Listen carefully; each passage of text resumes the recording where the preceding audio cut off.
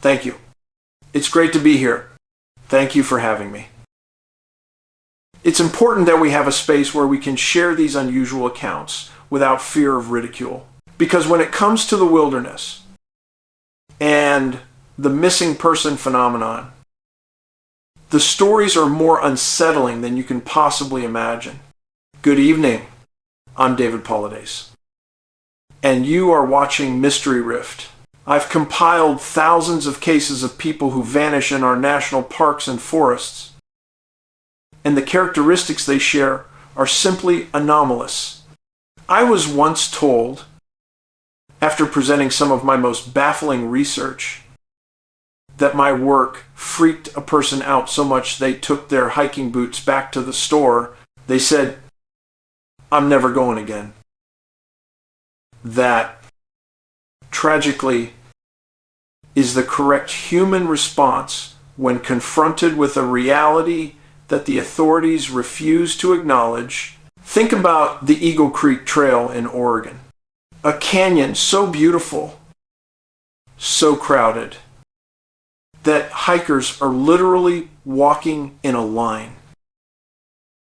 In a human conveyor belt of people, how do individuals simply vanish? We are not talking about being lost off trail. We are talking about the sudden, clean removal of an individual that defies all search and rescue logic.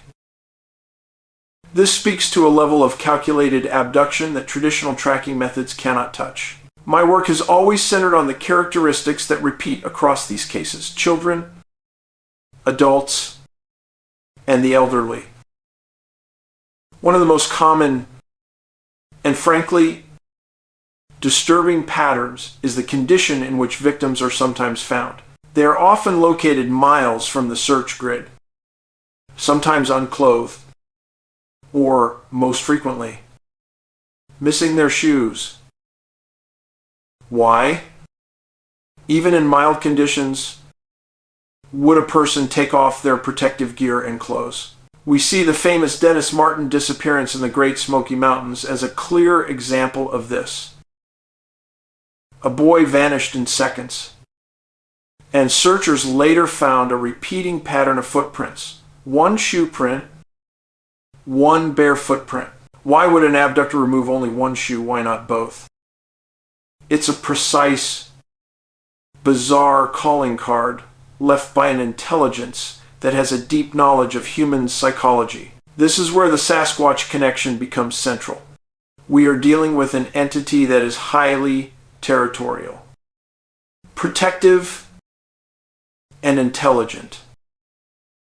My colleagues have documented accounts where these creatures demonstrate a disturbing sense of humor. They set up expensive cameras trying to capture evidence of the Sasquatch observing a family. And the camera captured only a shadow, a deliberate, distorted silhouette. A taunt, a clear message that they know they are being watched, and they leave behind the evidence of their mockery. After being mentally asked for a tangible piece of proof, a giant emu bone was left at the base of the camera tree. They are playing a game with us, and we are losing badly. Now, let's consider the structures they inhabit. We must confront the theories of the subterranean connection. The Mima Mounds in Washington, these strange, naturally occurring earthworks found across North America. They are theorized to be tailings, the refuse dirt piled up from massive subterranean excavations by some unknown ancient entity. If there are highly intelligent structures operating beneath the surface of our national parks, then the ability to remove a person instantly is terrifyingly plausible. They are not just hiding in the woods. They are operating in a dimension using tunnels or portals we cannot perceive. The final piece is the high strangeness element. The witness who saw the creature with fire projecting from its eyes. This is not an ordinary primate. This is a highly evolved, high strangeness entity that can defy our known laws of physics. The missing, the strange lights, the unexplained footfalls, they are all related. I've had to conclude that these disappearances are not one single phenomenon, but a nexus of paranormal activity, what I call missing 411, the UFO connection. We are currently sitting in the lobby waiting to be sophisticated enough to touch that black monolith of truth. Until we acknowledge these impossible patterns, the cases will continue. And the answer to missing 411 will remain hidden forever. I'm David Paulides, and this has been Mystery Rift. Be careful out there.